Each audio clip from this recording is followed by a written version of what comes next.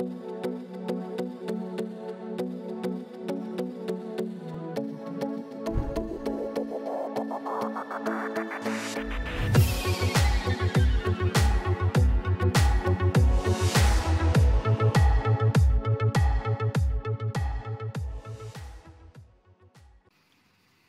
the pursuit of health for all, Bayer is leveraging the possibilities digital tools present in order to increase scale and achieve better outcomes.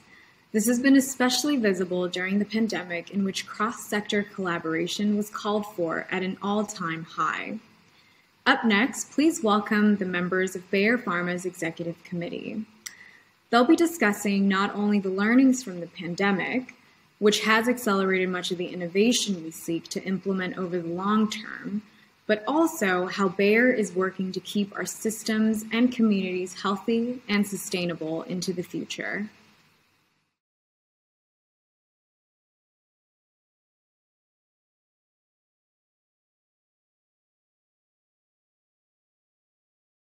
Hello and welcome to our Sustainability at Bayer's panel. And my name is Vihua Wang. I'm a moderator and social entrepreneur, founder of the social startup My Body. And today I am very happy that you have decided to join our session. And we are going to talk about Bayer's commitment for a sustainable future by leveraging digital health innovations. And for our panel, we have three distinguished Bayer Pharma executives and digital health experts joining us. They are Jean Karen, Chief Information Officer and Head of Digital and Commercial Innovation, Annegrethe Mortensen, Chief Marketing Officer, and Reinhard Franzen, Head of Commercial Operations EMEA. And all three of them are also members of the Bayer Pharmaceutical Executive Committee. Thank you so much for taking your time today to sharing some of your insights and experiences. And today's discussion has this motto, overarching motto of health for all, which is also this, driving force for G4A in general. But I think this year it is a really special one because so far, I think when talking about this term, especially from a European perspective, we are very often associating this term with helping third world countries lacking access and high quality access. But now last year during the COVID-19 pandemic, I think we all experienced how also the more progressive countries are vulnerable for their healthcare systems. Therefore, Jean, I want to start by asking you whether this COVID-19 pandemic also has affected your perspective on this topic and how COVID-19 also has changed and accelerated digital health in general. The pandemic actually, a lot of people are making jokes that it was the best ever CIO in terms of digital transformation because it pushed people toward digital. You restrict all human contacts and then we are all thrown into a world that is getting much more digital. So it has changed the perspective because it has accelerated the adoption, obviously.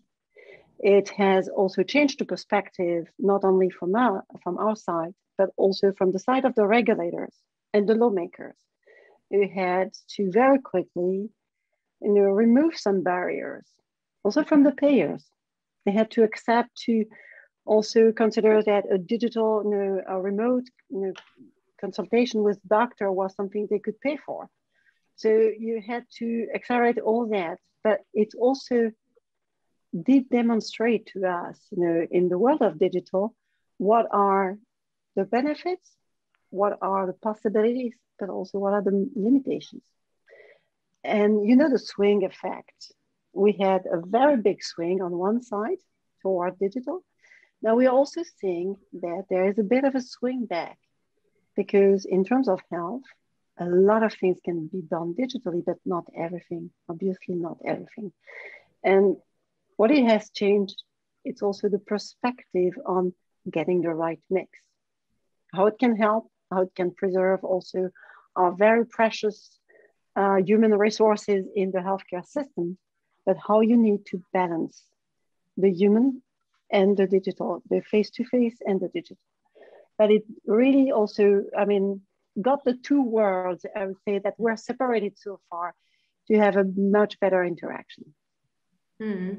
Yeah, I think that's a really balanced perspective that you're providing. That digital has a lot of opportunities, but it's not a solution for everything. So could you maybe provide some positive examples where digital innovation was pushed, was positively pushed, and what are concrete application examples that was arising during the last year? I think we have seen a lot of positive effects of people engaging with healthcare providers, getting more engaged with their own health, because all of a sudden the support they were not getting from physical visits had to come from somewhere. From our point of view in the industry, it has completely changed also the relationship with some of our customers. Very positive example. And when we were in the middle of the crisis, to all of a sudden realize that the length of interaction between a rep and a healthcare provider became longer, that you had a different need for content, a different consumption of content. There are some more scientific and medical contents that are now being made available differently and probably fitting much better with the needs of our customers. And of course, the very positive track that it will leave is it opened really at light speed the discussions on regulatory, on the legal frame, and on the reimbursement frame. And those things are going to stay and really pave the way to things that, if you know the usual pace of evolution of laws and regulations and so on, it has been really a dramatic accelerator. Exactly. I think especially for telehealth in Germany, for example, there for many years it was not legally allowed, and I think just recently it's now officially one of the acceptable methods to visit a doctor. And so this is so the telehealth booming, for example, is part of the provision of healthcare services on the one hand. And John, you have already mentioned a little bit, the demand side that has a swing forward, but also a little bit back, because it's not a solution for all. But maybe we can try to have another perspective, Annegret, from your side on the demand side of digital health. So how has COVID-19 changed people's openness towards digital health offers? How do you perceive it? What we have seen is that the push into the digitalization has been way easier. And I think Sian alluded to it as well. We had several launches going on where we have never ever before experienced a time where we couldn't just call the physicians and speak to them. We launched a special formulation in one of our eye diseases, had no chance to see any physicians, in an area where it's considered elective treatment and where everything turned to zero overnight almost. And that was a very fascinating thing to see, because people would usually say, oh, wait, it's impossible. But if it wasn't possible, nothing would happen. And then you'd suddenly see people change into that mode of making the impossible possible. And I think that has been one of the key learnings for me from the pandemic, is that people see new options, people see new ways of doing things. So there's a lot of good things to be said, and God forbid that we ever come into the same situation we were in over the last 1.5 years. I really don't hope so. I'm way more social. I need to interact with people. And I think but what we will come out with is a good balance. We are way better now exactly than ever before, but I do miss the other part of it as well, I have to say. And Reinhard, what are the numbers actually talking in your European business? I was wondering whether the digital health offer and digital health revenue are shooting up, or is it shooting up and swinging back as well? What are the numbers saying, Reinhard? Well, in this crisis it was a roller coaster. The basic need for healthcare was there. The infrastructure, however, was not functioning, but we saw a system that in a quarter basically adapted to the new situation. And I think the basic fact that we are facing, and that will continue to be the case, is the decentralization of our entire social and basic need infrastructure and architecture. If you looked at malls were closed, we went shopping online. We couldn't see our friends, and the Zoom platform allowed us, and we accepted finally to have a glass of wine on Friday afternoon or evening with our friends on the Zoom platform. The same thing happened in healthcare when hospital closed and physicians' practices closed. People had their iPhones, but I think this whole situation of decentralizing also medicine and healthcare forced an entire generation, not only the millennials, but also older folks, to get online and become more proactive in managing their own health. And I think that for us in the healthcare space is an enormous opportunity that this crisis in a heartbeat pushed us into a digital environment. And I think Jeanne touched on it. The movement that we saw on the policymakers, both on the national level, but also on the EU Commission level, is enormous. If you look at the 5-point program of the EU Commission, it's basically talking people should get, and patients should get, responsible access to their own health data. I think that will shift the market more and more from a treatment perspective to you got to be responsible for your own health, and it will turn the industry in the next 2 years into a more preventive perspective and value outcomes perspective. So on the business that you mentioned, on the other side, I think we started 6 cooperation with startups alone in practice management and telemedicine. And that we saw as a groundswell, not only in Germany, but in France and in Spain and in Italy, where the startup scene got really together with the big pharma scene. And I think that's a marriage that we should cherish actually over the next couple of years. Yes, absolutely. So you and Jean, you were especially mentioning this, managing your own health. So just in the beginning of this month in Germany, now the patients are able to, to have this electronic health record and to start managing their own data. And there were actually a lot of people making use of it. So this is a wholly new development. But maybe before we deeper into that perspective, maybe a little bit having us focus again on Bayer and your commitment to sustainable healthcare, because that's what you have committed yourself to. But it's still a term also a little bit hard maybe to grasp. So what's really behind sustainable healthcare? Jean, could you maybe provide us just an understanding of Bayer's definition of sustainability in healthcare and how digital health is support in pushing this forward? The definition itself of sustainability is to have a system that can survive time and pressure and continue to deliver the benefits it needs to deliver to the society. So what we just said, and the crisis actually highlighted that you can very quickly turn into a situation where there is a dramatic imbalance between the demand for care and the care offering. And the infrastructure is one element. The people, the warm bodies, the healthcare providers are the other elements. And as fast as you can build a hospital, and we have seen very impressive examples, you do not build the same, you cannot produce a doctor or a nurse in a couple of weeks.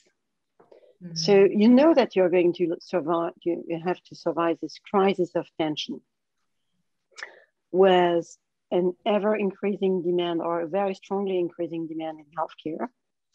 And overall, not just in emerging countries getting more access to care, but also in our aging populations with more and more non-communicable diseases, with needs also of the aging population versus an offering limited per se by the number of healthcare providers.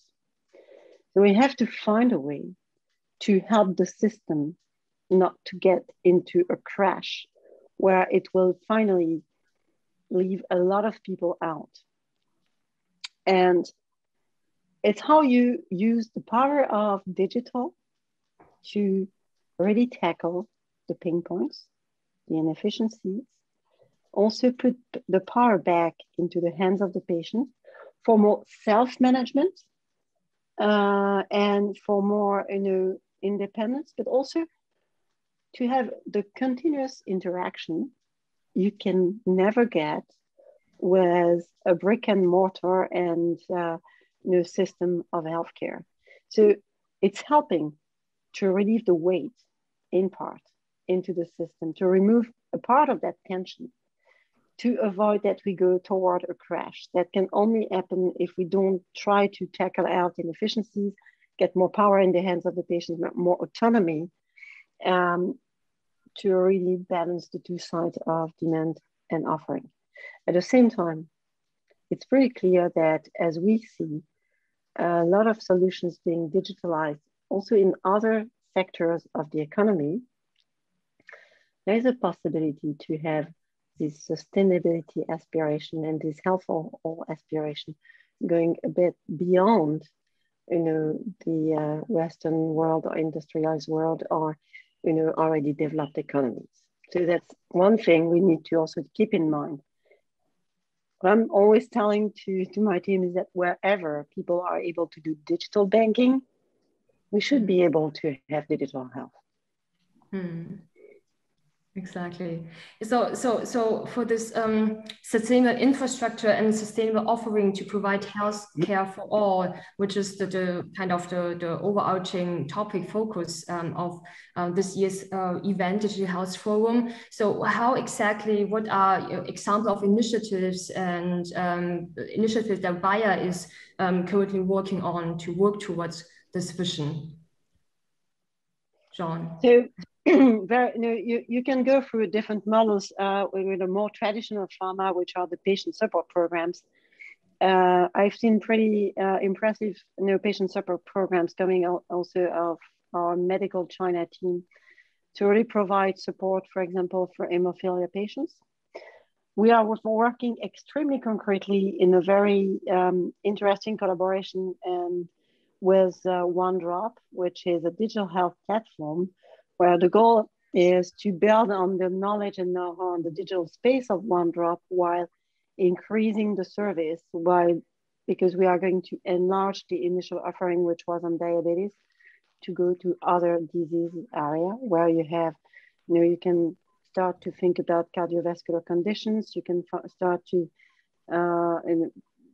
about recovery post-event or preventing events, managing blood pressure at the same time, considering the whole cardiometabolic condition of the patients and providing advice, nudges, kind of, the little discreet helping hand that fits actually into your hand to adhere to a regimen or of treatment or to a diet or to a sequence of exercise or really working using all the behavioral health levers you can have to come to finally better outcomes. And this is something we are building now. We are building that now, leveraging the knowledge of treatments, the medical knowledge, the scientific knowledge of Bayer to fuel a digital solution.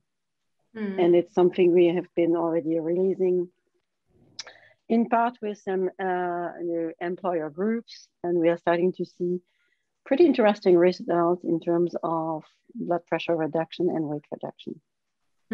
Yeah, very, very interesting and great project that you're working on. And I think with this kind of new digital solutions, also not only how the patients are monitoring and managing their health is changing, but also the relationship between physicians and patients. So Annegrethe, how has the pandemic shifted the physician's behavior towards healthcare, and how did the patient-doctor relationship also changed during this time? I think when you were able to get to a physician, because there are areas where you weren't, I think one thing that is, I think in general, and that's my perspective, is that Patients don't want to be seen as patients. We want to have the responsibility for our future and our health with ourselves. We want to be proactively preventing to be able to be sick. We want to be seen as consumers and not as patients. And I think in general, with digital transformation, you are able to take a bigger responsibility. And I think people do that very deliberately. And in general, with some of the digital initiatives, what we're doing is we are making sure that patients are on whatever medication they get are way more adherent than ever before, because that in itself will allow us also to be able to afford what will be coming 5-10 years from now on very expensive treatments to patients. And there I would say it's okay to say patients because they are very, very sick people. But in general, right now, my own generation and the generation younger than me is taking a way more active perspective in keeping healthy, in keeping away from getting sick. And we need to do that because otherwise we won't be able to afford the treatment of the very, very sick in the future. But luckily for all of us, that is going to be the future, that we can cure things.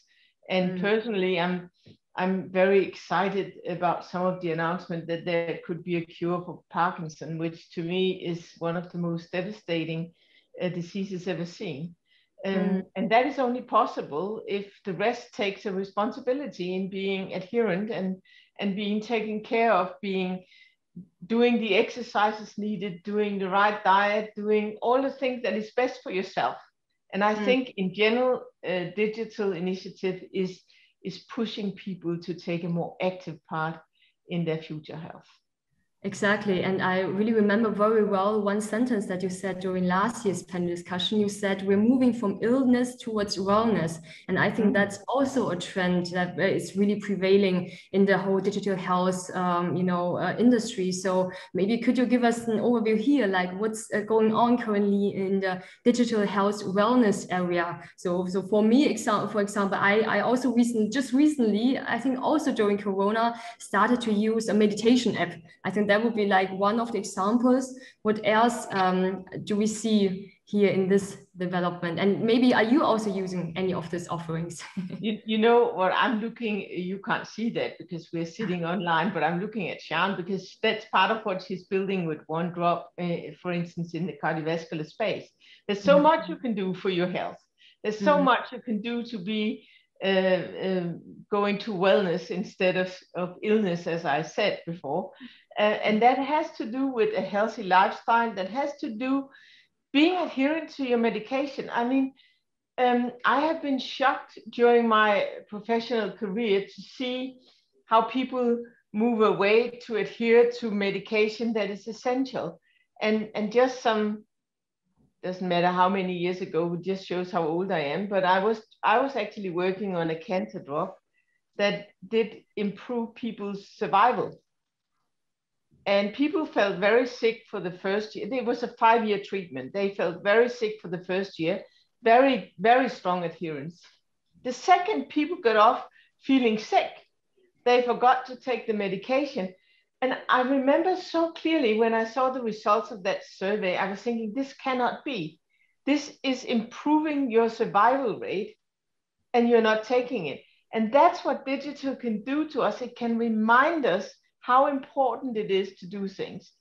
And I think in general, that's the perspective we need to have, because it also saves society with so much money that it can then spend on very life-saving treatments that we will be seeing in the future. Yeah, exactly. And so it's not only about the patients, it's exactly what you were saying, I think, Annegrethe, that the whole system, that the government, healthcare providers and insurance companies all are profiting from the saving of cost. And you also mentioned a very interesting point that I was exactly wanted to ask next actually to Reinhard, because we have all of this great digital offers coming up. But sometimes, especially people we want to try to reach when talking about health for all, so maybe people in remote areas, people less educated, people with less money, these group of people are sometimes really not quite open. They also lack the knowledge for health, the importance to really take a look into these apps and to watch their health. And so what would be the strategy, Reinhard, to maybe to reach these communities, because they have a smartphone, so it's not about an infrastructure thing, but how to maybe sensibilize them to these topics? I think we're in a transition. In COVID, as good as we make it look at the moment, it also had a disadvantage. It distanced physicians and patients to an extent that hundreds of thousands of people did not get their oncological treatments. And I think the basic problem that we're facing is, and you mentioned parts of the population that are less affluent, is we have to turn data into information, into relevant information that incentivizes people to act on information that they get. Excel spreadsheets don't help. You need somebody who interprets the Excel spreadsheet, to take a different example here. But interesting enough, if you look at the history of grants for apps, I think 4 years ago, we supported a project in Ghana. It was a startup that actually worked on telemedicine solutions for rural populations that had no access to physicians. So if you create a basic need that does not necessarily require a lot of out-of-pocket expenses at the beginning, there is an intrinsic need for people to take care of their health and get help if they don't know what to do at this very specific moment.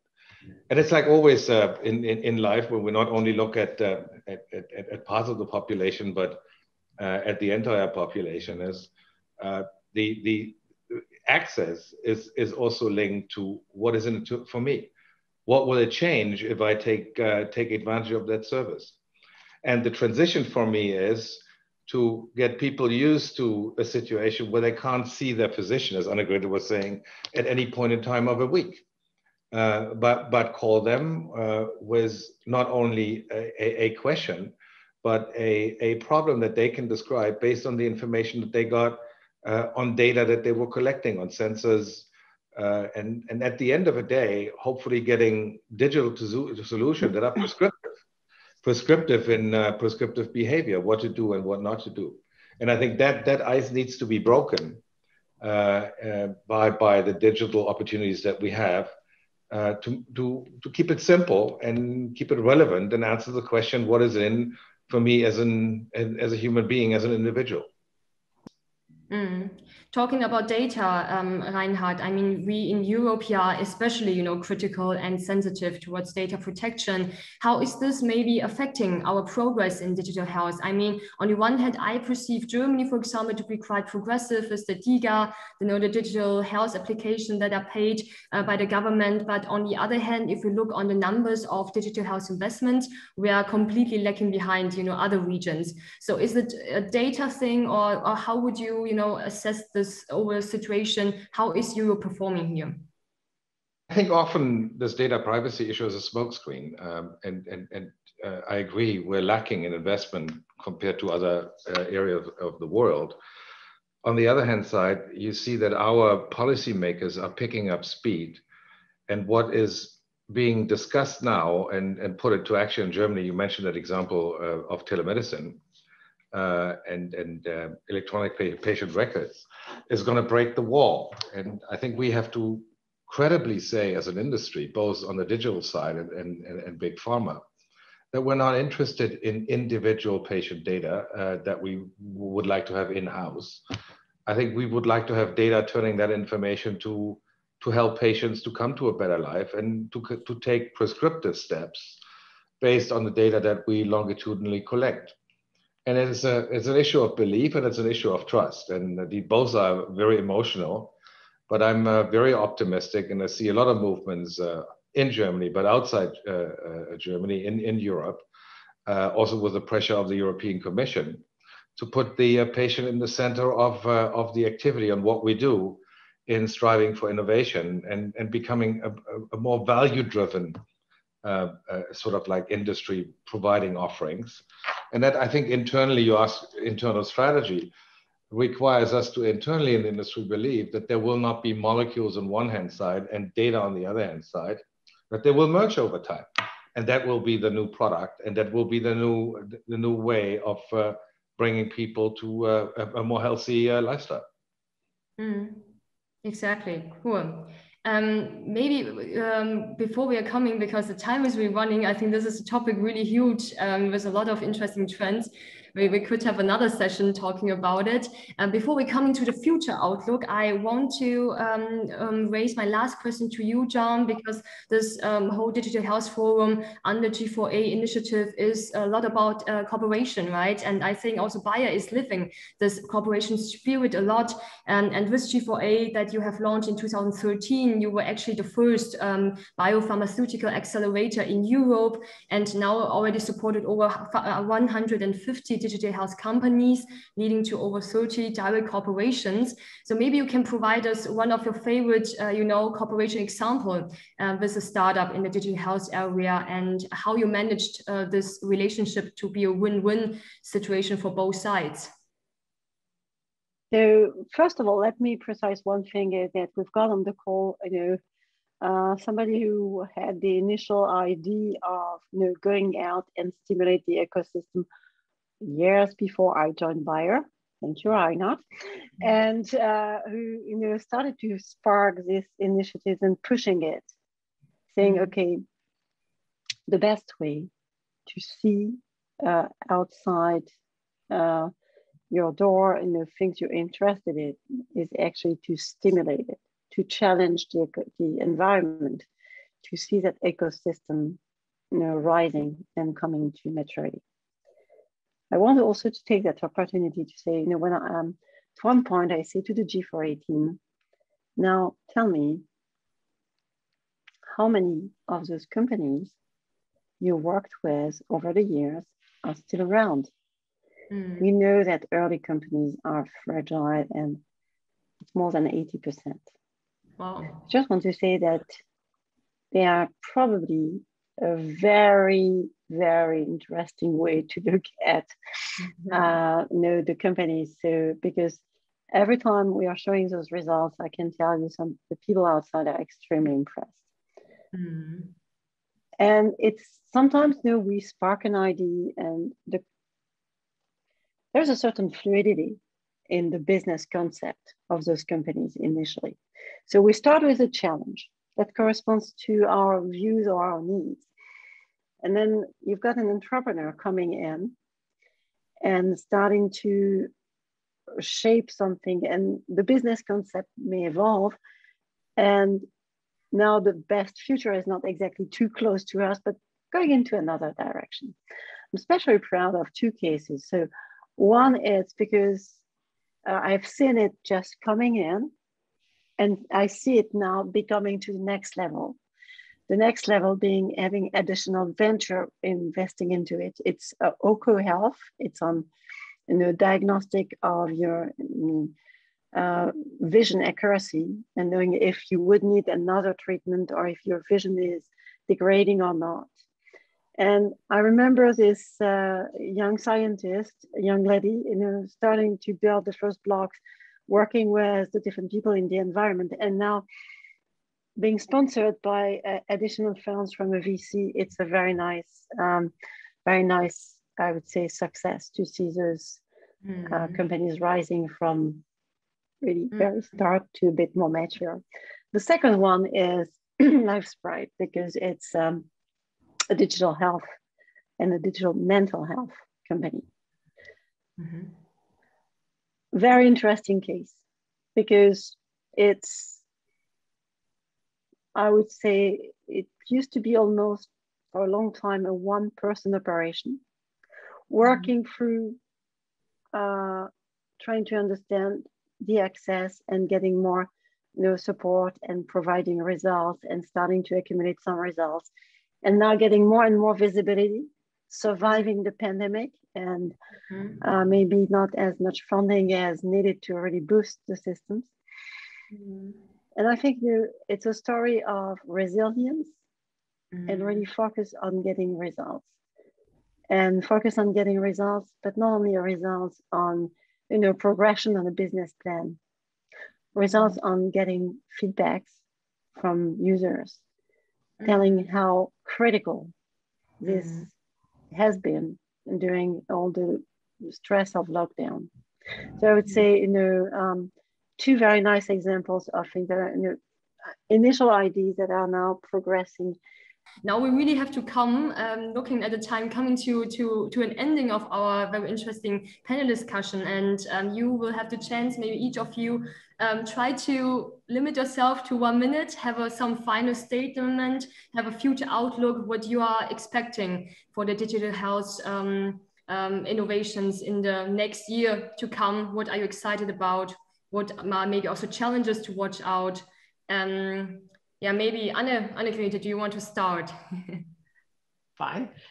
Well, I do hope desperately that we will be able to use the way more better data that we are generating to get all of us healthier, to make us stay healthier for longer than today, and that we make sure that by using all the data, we also do benefit society by not requiring a lot of very expensive treatments, so that we can actually keep the money for all the unique treatments that will be coming our way. I think that is a very, very big thing that we can all do to our individual governments, that they have the money for the cure of the very rare, very difficult diseases, and that we can pay by staying healthier and staying adherent to whatever medication we are getting, and to use the data to show how do we live better. Perfect. Reinhard, what about you? What's your future outlook? Well, I think we haven't wasted a good crisis to break through a break wall here. I think by seeing a more decentralized and personalized healthcare approach, it brings the what is so far is still two universe environment, the molecule researchers and the digital researchers together, and in understanding that both will create health outcome solutions, and that will help individual patients, and that the patients pushes him or herself more into the center of gravity and demands more on what patients deserve. Last statement, Jean, what about you?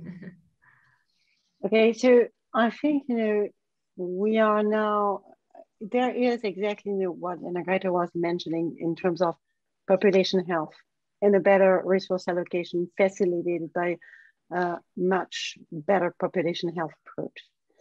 Now think about what digital health is doing. Digital health is holding your hand all day long, all months long, all year long. And which means that all those systems, applications, sensors are giving a description of health and disease that has never, ever been accessible before. Digital health will give us a possibility to redefine some diseases, to redefine some pathologies with a way higher granularity. Because now you add the clinical view with the everyday life view. And that can end up being extremely powerful also to tackle some of the challenges we have not been able to tackle yet as an industry. So this is a really perfect ending point and reconnection back to our topic, healthcare for all.